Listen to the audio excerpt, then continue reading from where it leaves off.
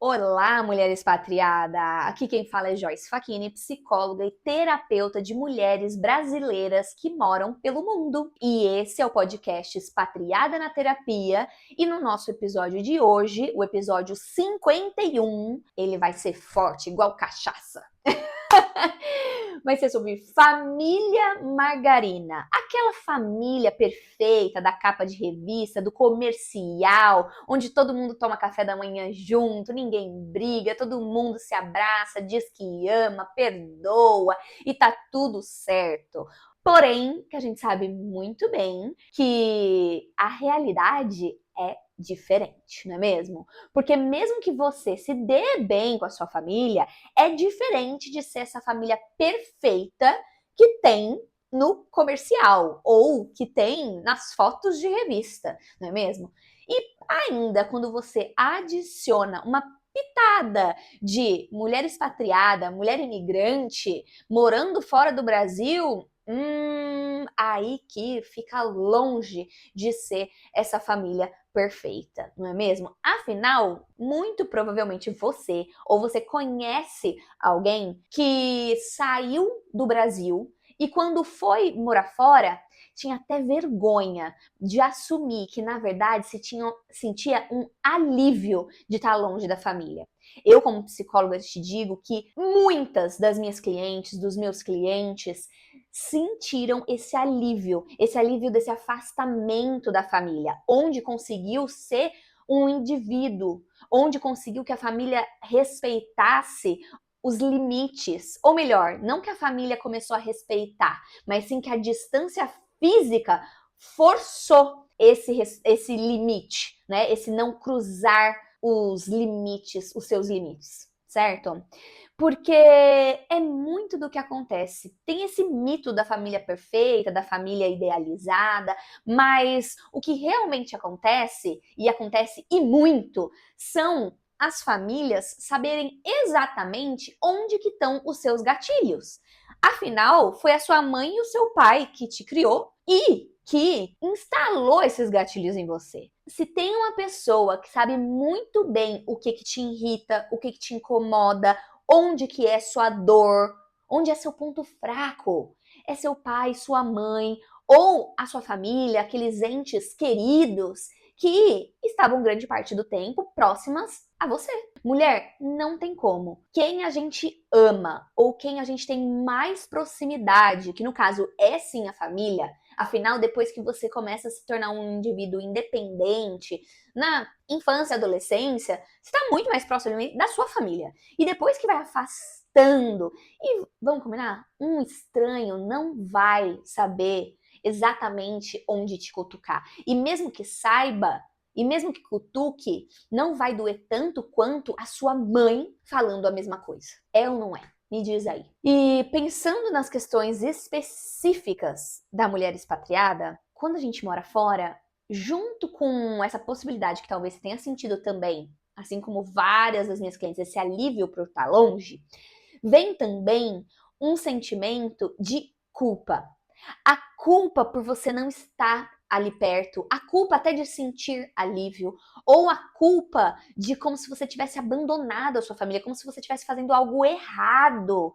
Porque junta com essa ideia de que, ai, família é família, né? Aquela a tia ou amiga diz, mas é sua mãe. Como que você não liga para sua mãe todo dia morando fora? Como que você não fala com sua mãe de vídeo toda semana? E aí vem aquele julgamento. Por quê? As pessoas usam, e quando eu digo as pessoas, você também, usa muito um crivo ali para julgar o que é e o que não é certo. O que é família, o que não é família. O que é saudável, o que não é saudável.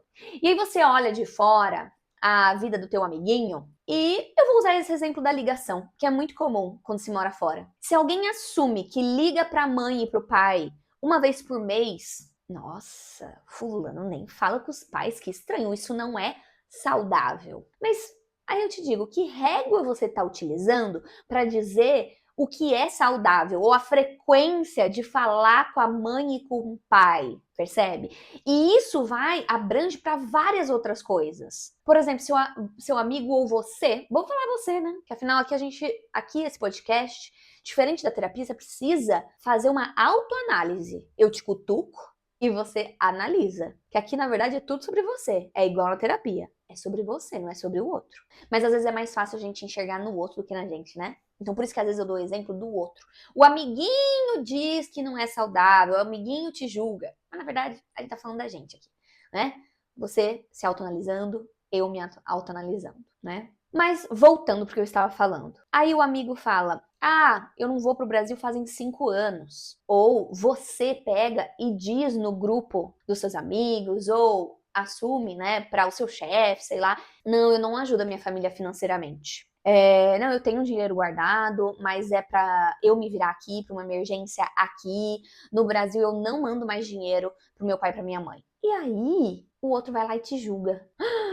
Como que a fulana não ajuda a mãe e o pai? Nossa, mas é um coração de pedra. Nossa, mas é uma filha ingrata. O outro julga, mas muitas vezes a gente mesmo também se julga e fala, nossa, será que é ingratidão? Eu não queria ajudar minha família agora? Como é que pode eu pagar, na verdade, uma academia que custa 50 euros por mês para eu fazer exercício, que é uma coisa que eu posso deixar de lado, não é essencial, ao invés de mandar esses 50 euros para minha mãe, para meu pai, que vai já conseguir fazer um mercado, pagar uma conta, vê?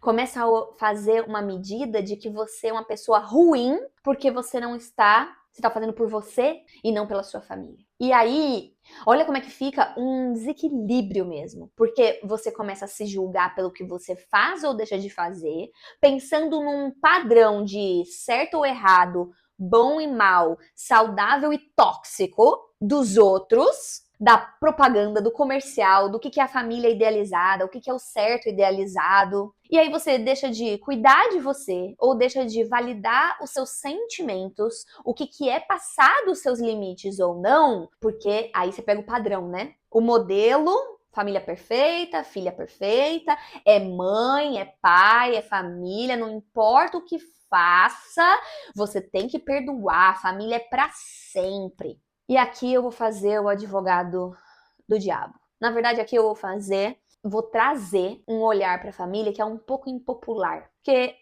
as pessoas não gostam, né, de falar disso da internet ou num grupo de amigos, de colegas.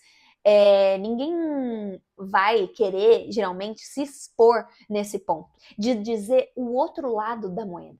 Mulher, eu tô aqui para te lembrar que nem toda família, nem todo pai, nem toda mãe vai ser sempre aquela pessoa que você pode, sim, levantar a sua couraça, vamos dizer assim, deixar sem proteção nenhuma e deixar o outro vir. Ou pensar e imaginar e falar assim, não, mas é óbvio, meu pai e minha mãe me amam, não vai me machucar desse jeito, ou não vai fazer isso ou aquilo. E aí você, é claro, ele sabe os meus limites. E aí você imagina que, porque é pai e porque é mãe, vai respeitar. Mesmo se você olhar para trás e ver histórico de outras situações que o pai e a mãe não respeitou seu limite, que o amor doeu. Eu vou dar um exemplo aqui. É polêmico também. Sobre educar com agressão física, batendo. Quando a gente agride uma criança, a gente fala, é porque eu te amo que eu faço isso. A gente está ensinando a criança que o amor dói. A gente está normalizando que, junto com o eu te amo incondicionalmente, eu sou sua mãe, eu sou seu pai, eu quero o seu bem, mas mesmo querendo o seu bem, eu também te bato, eu também te faço um mal, eu também te causo uma dor, eu também te humilho, né? Porque bater na frente dos outros, junto com a dor física, a agressão, vem também uma exposição para os outros, uma humilhação, certo? E aí, quando você vai ficando maior, o seu pai e sua mãe fez isso, pode ser sim por amor, mas não deixa de ser torto. Então, assim, eles fizeram o melhor que eles puderam.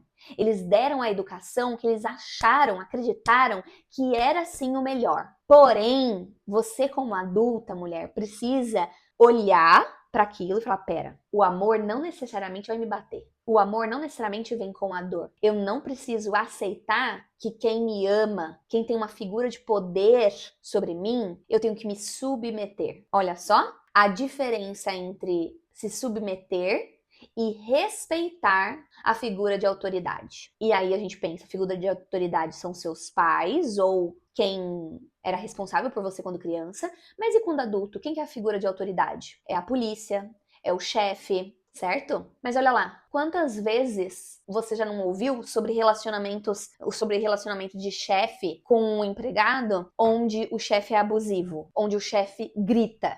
Ai, isso eu preciso falar nesse espaço pra você, mulher. Em hipótese nenhuma é justificável o teu chefe ou a tua chefe te ofender e gritar com você. Quantas clientes eu tô pegando em consultório que trabalham em empresas internacionais e aí, por ser imigrante, por estar ali com vínculo empregatício, ou estar se sentindo muito sortuda e grata pelo trabalho, acredita que, ai, não, né, tudo bem, meu chefe gritou comigo. Ah, tudo bem, meu chefe me expôs e me ofendeu mesmo. Até, já escutei histórias até usando palavrão mesmo.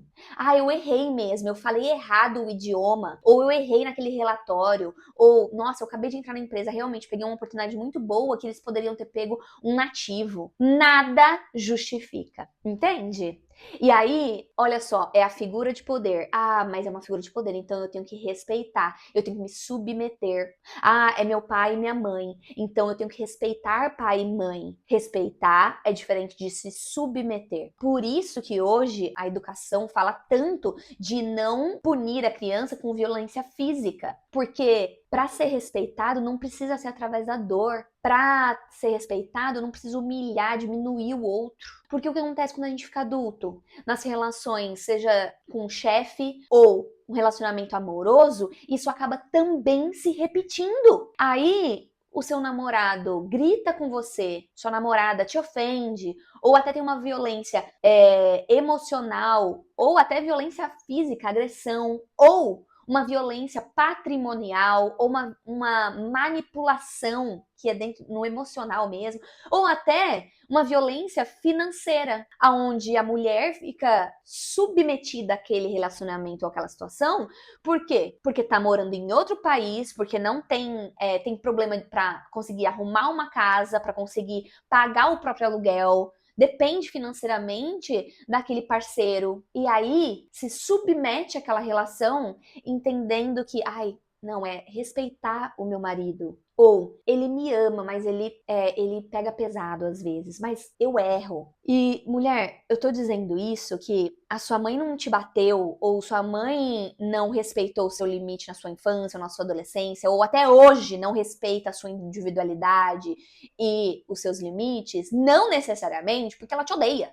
Ou não necessariamente de propósito. Ou não é necessário. Ah, não tô falando aqui muito menos que, viu, culpa da tua mãe que não respeitou seu limite, e hoje você acha que seu marido também pode não respeitar seu limite. Parou. Porque esse podcast, e eu como psicóloga, eu trago muito você pra responsabilidade. Quando criança, o seu pai, sua mãe ou seus tutores eram responsáveis por você. Quando você vira adulto, não vai colocar na conta do pai e da mãe por quem você é ou o que você está passando, certo? Tem uma diferença entre você ser vítima de uma situação, de algo que fizeram com você, e o que você faz a partir disso, mulher. Entende?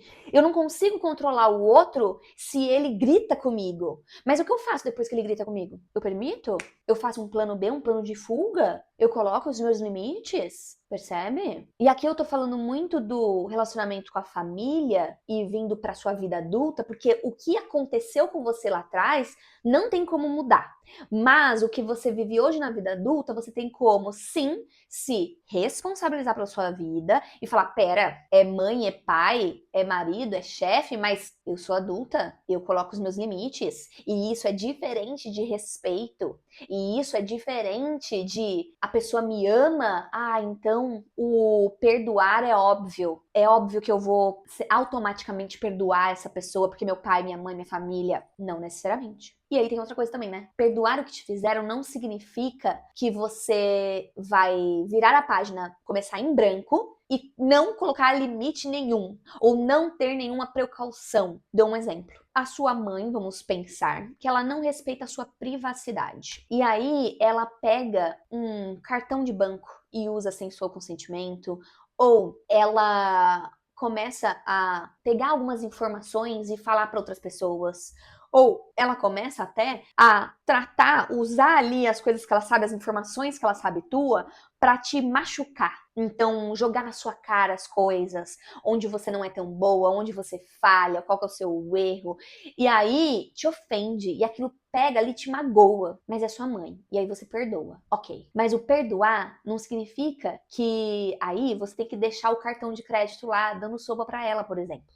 Ou não significa que você tem que continuar compartilhando a chave de casa. Ou não significa que você tem que continuar contando as suas questões todas, sem nenhum filtro para sua mãe, dando arma pro bandido, dando arma para ela poder fazer isso de novo com você, entende? E aí, olha lá, você pode colocar na sua situação, no que você tá vivendo, porque aqui no pódio eu não tenho como adivinhar o que está passando. Então você tem que pensar, essa situação com meu pai ou com minha mãe ou com minha família me trouxe desconforto.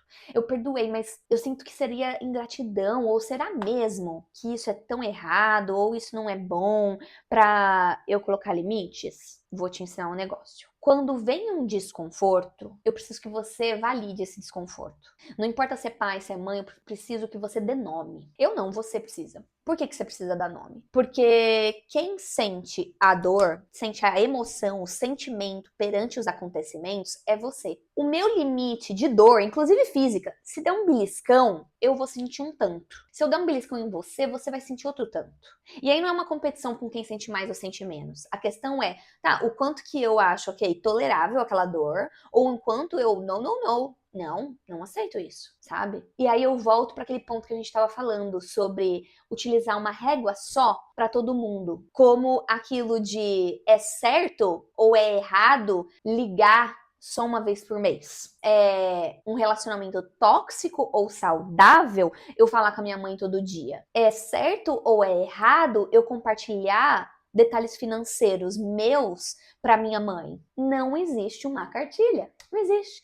Porque você é diferente. O que você sente é diferente. O histórico seu, do seu relacionamento com a sua família, é diferente do meu e da tua amiga. Quando as pessoas vêm com uma medida na régua, na ideia da família idealizada, do que a grande maioria imagina, do que é falado na televisão, na internet, na capa de revista, tá falando ali o idealizado, que a grande maioria pensa, mas que não é a realidade de todo mundo. E quem sabe a realidade? E quem sabe o quanto que dói quando alguém vem te dar um beliscão? É você. Você vê que a importância de estar muito firme em confiar no que você sente, na sua dor, validar o que você pensa, vê? Porque se a sua autoestima não tá muito trabalhada, ou se você caiu no mito da mulher forte, eu aguento. Mete no peito aqui, ó, que a mãe dá conta. E aí você acaba exausta, porque é isso que acontece. O mito da mulher forte chega no ponto que ela tá exausta, estatelada no chão. Não é mesmo? É por isso que é preciso trabalhar a autoestima, trabalhar essa questão de ser a mulher forte, que dá conta de tudo, e entender que você pode sim assumir o que você tá sentindo, mesmo que isso você chame de vulnerabilidade, de fraqueza, sendo que vulnerabilidade todos temos. E é certo, é humano sentir. Por que eu tô dizendo isso? Vou recapitular. Porque você só vai conseguir validar qual é sua régua, quais são seus limites e impor seus limites para o outro, ou seja, querido, independente, se é meu marido ou mãe, eu entendo que é família, mas olha, eu não vou ter como pagar o seu aluguel. Eu não vou ter como pagar essa conta sua. Não, eu não tenho como te dar isso de presente. Eu sei que você gostaria muito, mas não, presente eu vou escolher qual é o presente que eu vou te dar. Esse ponto financeiro abrange muitas coisas, né? O quanto que a gente que mora fora do Brasil, eu escuto muito no consultório, as mulheres se sentirem um caixa eletrônico para a família. Porque a família, você pega, não é nem a família, né? Mas a família pega e pede ou mostra a realidade do que está acontecendo, e aí você quer aliviar sua consciência ou não se sentir mais culpada, provendo para sua família financeiramente e te deixando de lado. Ah, não, eu vou ajudar, né? Eu vou pagar. Só que depois de um tempo, isso fica tão forte, tão iminente, porque na hora você pode até resolver sua dor na consciência, seu peso na consciência de estar longe, de estar vivendo uma realidade melhor com a sua família. Na hora que ali que você vai lá e manda o dinheiro, alivia. Mas depois volta. E aí você manda mais, mais, mais, mais. E aí entra aquilo que eu falei no começo, de quando você pega e fala, ai, pagar uma academia pra mim? Ah, não, isso é supérfluo. Ai, como é que eu vou pagar uma academia pra mim, e sendo que 50 euros pra minha família pagaria X conta? E aí você vai e se deixa de lado. E aqui eu não tô falando que, ai, Joyce, então eu não vou ajudar de jeito nenhum. Não, não é sobre extremos aqui. Mas é sobre validar o que você sente, validar suas necessidades, a importância que sim. Ué, se você não cuidar da sua saúde e não for pra academia, ou não pagar o seu seguro saúde morando fora, quando você ficar doente, aqui na Europa, nos Estados Unidos, não tem SUS, não. E aí, a mãe vai mandar o dinheiro? Vê só, não tem como eu ajudar o outro, é ajudar, não é se responsabilizar. Você não é responsável pelo seu pai e sua mãe, né? Não tem como você ajudar o outro se você tá caída na BR, atropelada. Ah, Joyce, mas eu tô bem. Aham. E aí você tá fazendo o que tem que ser feito pra se manter bem? Você tá fazendo o que só você pode fazer por você, que é se alimentar bem, ir na academia, ter um seguro saúde, ter um teto, conforto, pagar sim os cursos que você precisa pagar para crescer profissionalmente, para ganhar mais, tá cuidando de você para ter tempo de descansar, dormir, para acordar com o emocional ali, ó. Porque o quanto que o sono, a privação de sono acaba com o emocional. Tá olhando isso? Ou tá só sendo levada pela culpa e pelo mito da família margarina? E agora o negócio vai ficando mais pesado aqui, porque como já tá há um tempo já o podcast, quem não aguentou chegar até aqui, né, não ia conseguir interpretar essa parte. Então agora eu posso trazer uma parte mais pesada, né, pra quem ficou até aqui, pra você que ficou até aqui, mulher. Não é porque não é família que não tem violência, né, entre pais e filhos, física, emocional, sexual. Só não é falado, não é divulgado porque não é pop, não é sucesso. Mas quantos casos em clínica de assédio moral? Pessoas que eram para aquela criança, para você criança, se sentir acolhida, se sentir segura e protegida, essa pessoa falhou miseravelmente. E na verdade você teve que sobreviver, pensando como uma criança sem ferramentas, você não tinha muitas ferramentas, você era criança, você era adolescente, você dependia financeiramente daqueles adultos, você estava aprendendo com aqueles adultos. E aqueles adultos que tinham que prover segurança, proteção, amor, ensinar, foram na verdade as pessoas que fizeram o contrário, que não deram a segurança, que não deram acolhimento, que você teve ali que com 2 pedrinhas e um palito bater, bater, bater e fazer fogo, sabe? Teve que usar as ferramentas que você tinha para conseguir atravessar, para conseguir lidar com a dor na psique, para conseguir aprender ali, porque a criança ela não sabe socializar, né? Que não é nem só financeiro. E aí não é sobre culpar os pais agora, jogar na cara ou quebrar a relação, né? Porque quando eu te digo isso, de não achar que toda família é do comercial, família margarina, eu não tô dizendo o extremo que você precisa pegar e romper completamente os laços com a sua família. Não. Pelo contrário. Na verdade, o objetivo não é romper com a família, mas é você parar de se abandonar para conseguir se manter próximo dessa família. É quase que muitas vezes para conseguir se sentir pertencente ou sustentar aquelas relações, você tem que se esquecer. Mas eu vim aqui para te lembrar que independente do que aconteça, você pertence a essa família. Pro bom e pro ruim, você pertence. Então vamos clarear aqui. Não é sobre você necessariamente romper os laços com essa família, mas sim parar de se abandonar, deixar sua existência de lado para que consiga coexistir com essa família, para conseguir pertencer a essa família. Não, você pertence a essa família, independente se você se sente um peixe fora d'água, independente se você não concorda com os valores, com os métodos, independente se você se sente um patinho feio. Você pertence a essa família, mesmo se você romper, mesmo se tiver um distanciamento, ou, olha lá, entre 8 e 80 tem 72 possibilidades, não é mesmo? Então, mesmo se você manter a relação com essa família, porém com limites. Ó, meu limite é aqui. certo? Meu limite é aqui. Eu imagino como se fosse, imagina você com uma casa, um castelo. E aí tem um gramado em volta do castelo, assim. Imagina ali o castelo de Rolf. E depois tem uma cerquinha, né? Tem uma cerquinha, ou tem uma muralha. Mas vamos pensar na cerquinha. Você fala, ó, dá pra pular essa cerquinha, mas não. Antes chegavam as pessoas da sua família, né? Pode ser outras pessoas também. E aí pulavam essa cerquinha. Aí você fala, ah, pula a cerquinha, né? Ah, tudo bem, pode ficar aí no meu gramado. Aí começavam a cavucar o seu gramado, estragar seu gramado. Você fala, ah, tudo bem, né? Pelo menos aqui na minha casinha tô só eu.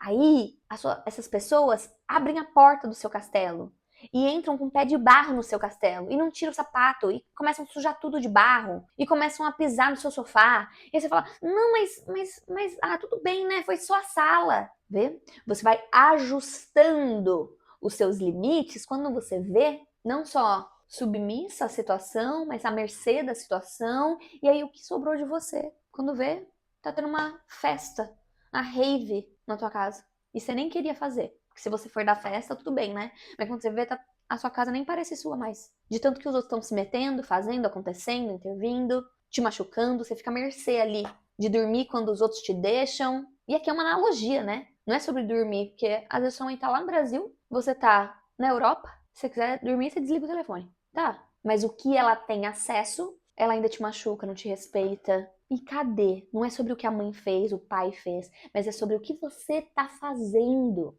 Cadê o colocar os limites? Hoje você é adulta e tem ferramentas para lidar. E caso não tenha, pode descobrir. Pode descobrir em terapia, ferramentas. Pode descobrir ali, ó, trabalhando seu autoconhecimento, lendo, entendendo, olhando ali o que aconteceu que hoje em dia, no presente, eu não consigo colocar esses limites. Eu fico com essa culpa, ou eu me sinto ingrata, ou eu não consigo ficar bem pensando em mim. Você pode continuar amando a sua família e mesmo assim se respeitando e se protegendo. Eu quero que fique bem gravado que mesmo escolhendo diferente da sua família, você continua fazendo parte dessa família, pro bom e pro ruim. Que o objetivo não necessariamente é cortar laços. E em algumas situações, talvez você veja a necessidade. E tá tudo bem. Mas é permitir ter esses laços sem a necessidade de se abandonar, de se esquecer, de se anular. Se tem como colocar limites, estar com você, não se abandonar e manter os laços, ótimo. Mas com certeza, para que isso seja possível, você vai ter que, ó, colocar limites. Ó, validar o que você sente, o que te machuca, o que você permite e não permite. Porque não sou eu que vou dizer. O beliscão dói em mim um tanto, em você dói em outro. Eu, em Portugal, com 17 graus, tô com calor, tô andando de short. Pra outra menina aqui que tava aqui, ela tava de casaco, gorro, luva. Por quê? Cada um tem um histórico. Ela mora aqui, antes morava no Brasil. Eu tô há 13 anos na Irlanda, aguentando 7 graus, 12 graus. 17 eu tô indo na praia, mas é o meu histórico, a vida que eu vivi, entende? Eu faço umas analogias assim, mas é pra você, ó, te fazer pensar, ok? Mulher, e aí pra você, que sente que, nossa, realmente, eu não tenho uma família idealizada, Joyce, que eu gostaria. Gostaria muito de ter essa família que acolhe, que é um espaço seguro. E aí eu tô aqui pra te lembrar, mulher. Você pode construir a sua família. E família não necessariamente é só um marido, uma esposa. Mas família são as pessoas que você escolhe, os amigos que você escolhe, os idosos, as pessoas, os adultos que você escolhe. Então, vamos tirar parar de romantizar que é a família só de origem que vai te dar esse acolhimento, esse suporte. Você hoje como adulta, você se acolhe, você se valida, você se dá esse suporte e aí você cria, você forma, você constrói a sua família, que seja através do casamento, que seja através das amizades ou que seja através de tudo isso. Eu espero que tenha tocado no seu coração e se tocou, por favor, coloca aqui nos comentários do Spotify, é possível você comentar. Coloca um coraçãozinho amarelo, que é da nossa comunidade, que eu vou saber que você escutou até o final. Compartilha esse episódio com as suas amigas expatriadas, com seus amigos. Compartilha nas redes sociais, no Instagram, que me ajuda muito a manter a nossa comunidade viva. certo? E também dá para seguir o podcast, porque toda quarta-feira você vai receber uma notificação que tem episódio novo. E plus, você pode colocar lá 5 estrelas, porque assim o Spotify entende que é um conteúdo relevante e entrega para mais mulheres expatriadas, ok?